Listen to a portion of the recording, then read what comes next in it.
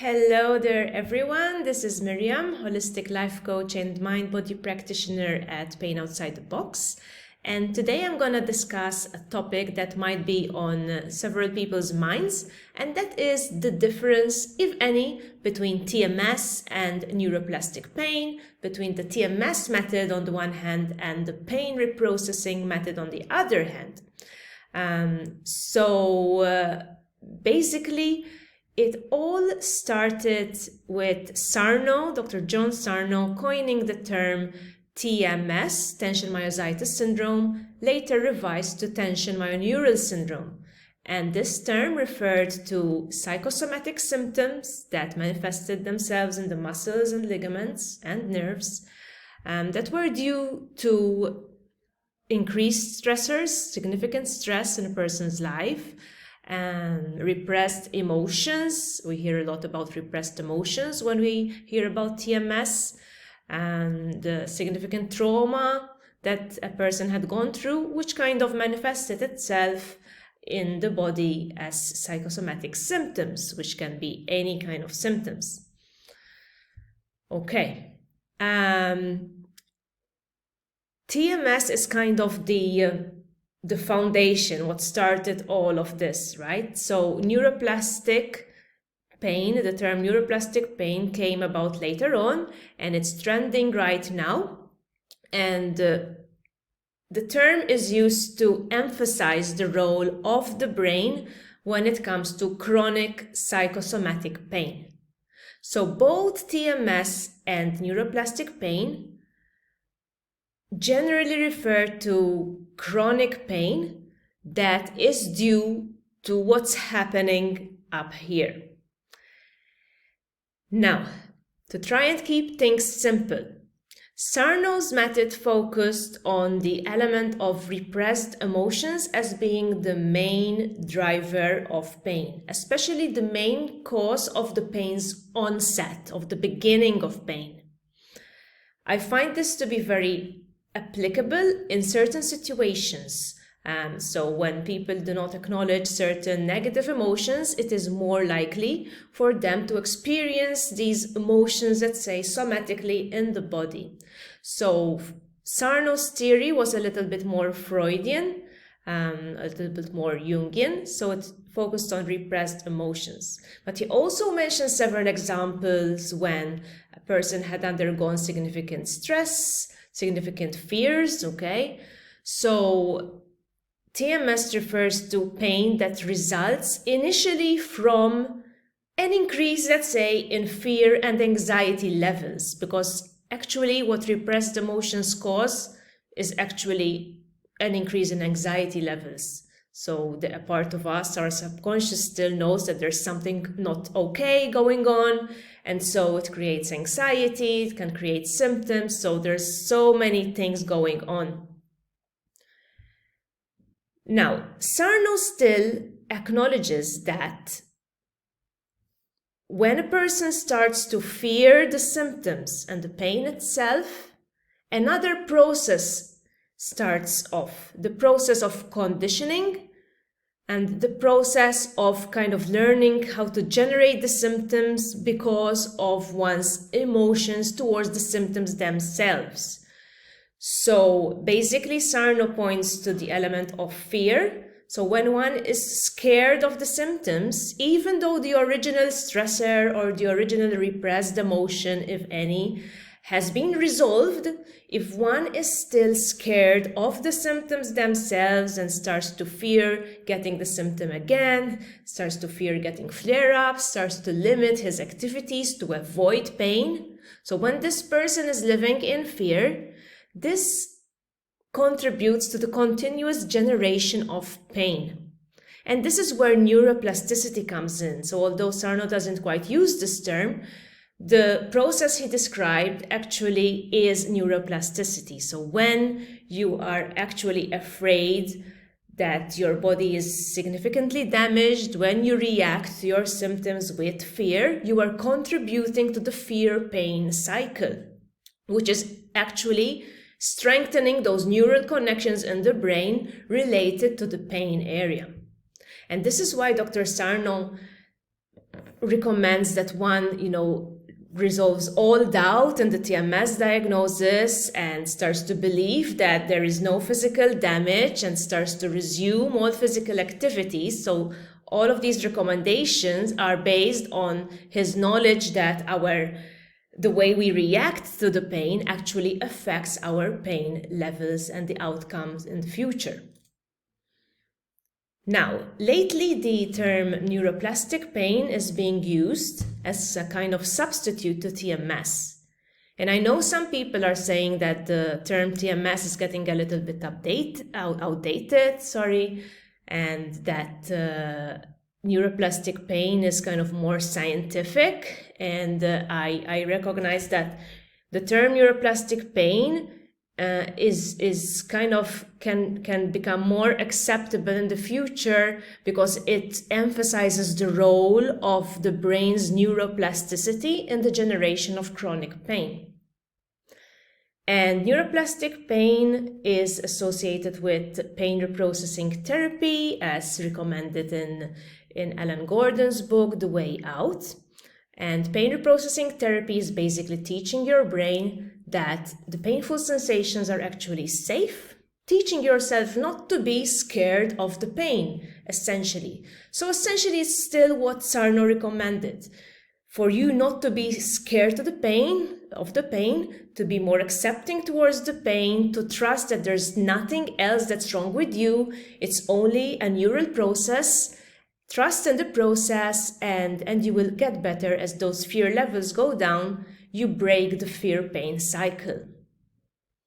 Now, it all started with TMS, and the TMS wiki was developed by people like Alan Gordon, and now it's starting to shift towards neuroplastic pain and pain reprocessing therapy.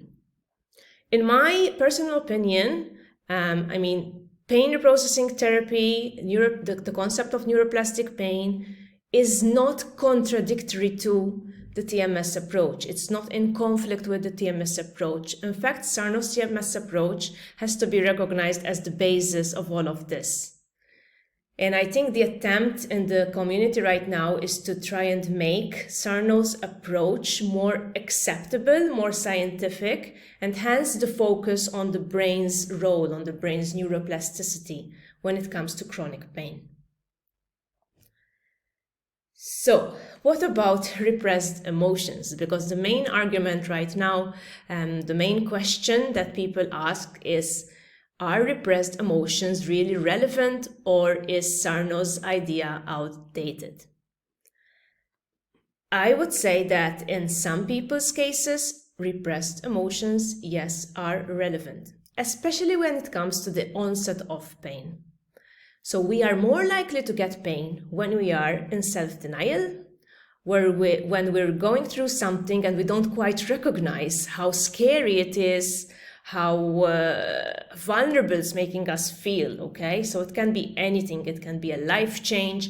It can be a new challenge that you want to embrace with positivity, but a part of you is so scared. And you have to really recognize how scared you are and process those emotions in order to avoid a flare-up, because it's more likely for you to get TMS pain if you are in fear. Now, the theory of neuroplastic pain focuses on reinforcing the safety around your pain. So it focuses on teaching your brain to interpret painful sensations as safe, to interpret different activities that you might have been avoiding as safe. So teaching yourself that when you're in pain, it doesn't mean that your body is in danger, you're still safe. Now, I think the concept of safety applies to both when it comes to emotions that you feel towards the pain itself, as well as other emotions you feel in your day-to-day life. And this is why I think that the two theories, if you can call them theories, are extremely compatible, and why I don't exclude either of them in my own coaching approach. So basically, yes, it is all about feeling safe. But it's not just about feeling safe when it comes to your body. when it comes to movement, when it comes to experiencing pain.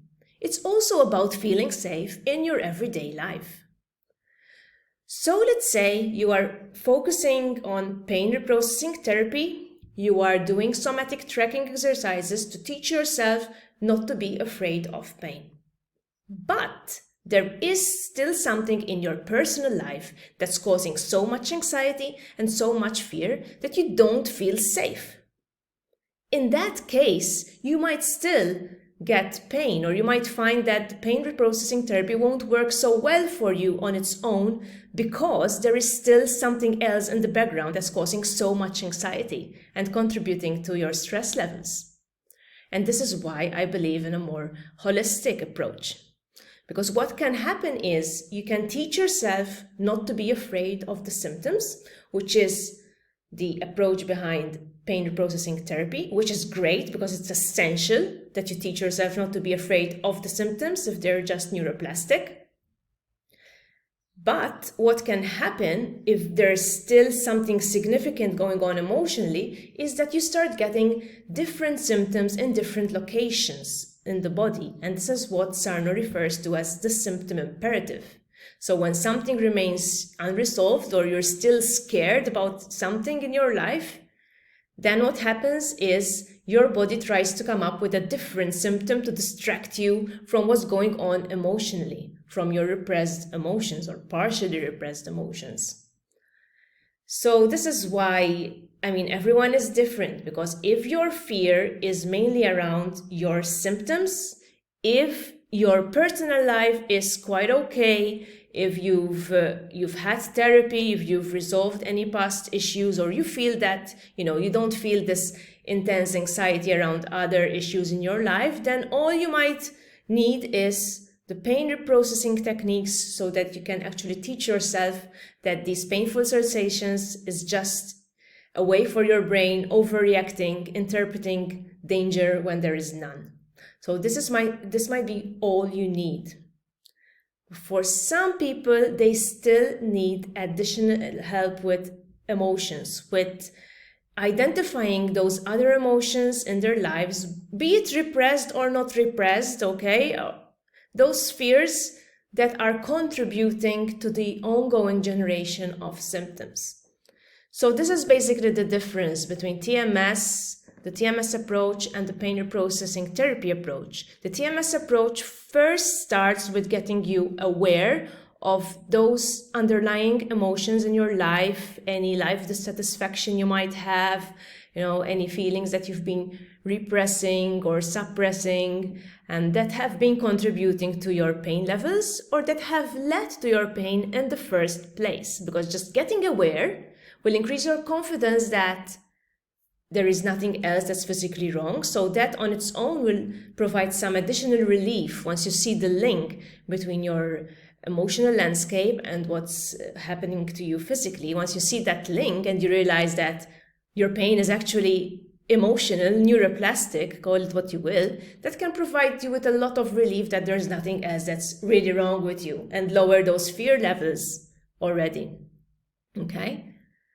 After that, once you are more or less aware of what's going on in your life, even though you can't maybe solve every problem you have, self-awareness is just enough, then you get on to confronting your negative emotions towards the symptoms themselves. And these emotions are usually revolving around fear, around disappointment, anticipatory anxiety towards symptoms. And this is where pain reprocessing can help, because you can teach yourself to feel safer with your pain, okay? Or to feel more okay if you're gonna get pain. And once you feel more okay and change that attitude towards pain to one of more curiosity rather than fear, you will start deactivating those neural pathways that are contributing to your pain.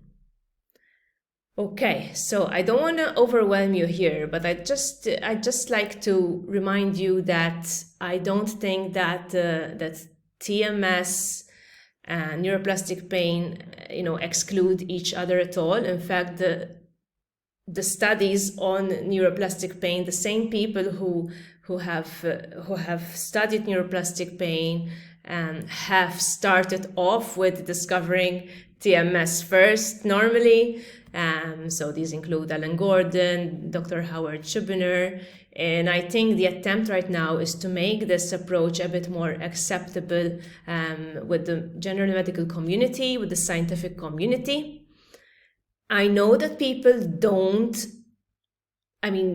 some people don't like the concept of repressed emotions or working with emotions in general because emotions can be messy and scientifically they are so hard to study. I mean, it's really difficult to study, someone's exact emotion and how it's causing pain. So it's easier to explain the process in terms of neuroplasticity, which is still a process that's going on when you are emotional towards pain.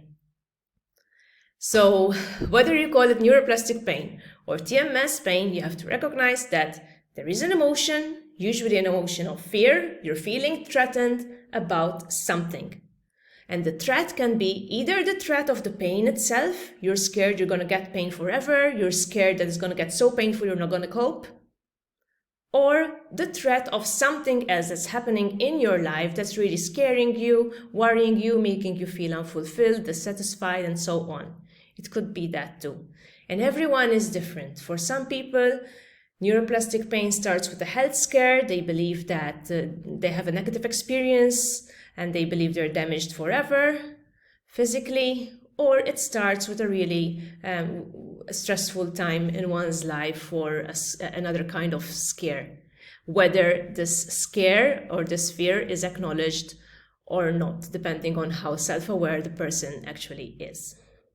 Okay, so that's all for today from me. Please feel free to comment and share your own opinions, okay, and add anything that you think I might have left out. This was quite a spontaneous video for me. I didn't quite prepare any script at all. I just wanted to voice out, how I understand this, because I think it's very relevant, especially to people who are a little bit confused now that they've heard of TMS, but there's also now new groups and forums forming around the concept of neuroplastic pain, and the term TMS seems to be left out. So yeah, I'm just trying to give you the whole picture here. Okay, and if you need more information, please refer to my website, www.painoutsidethebox, where I also sell a program which tackles both the emotional aspect of pain and the neuroplastic pain reprocessing aspect of pain. Okay, so link in the description, and that's all from me for today. Have a lovely week and bye-bye.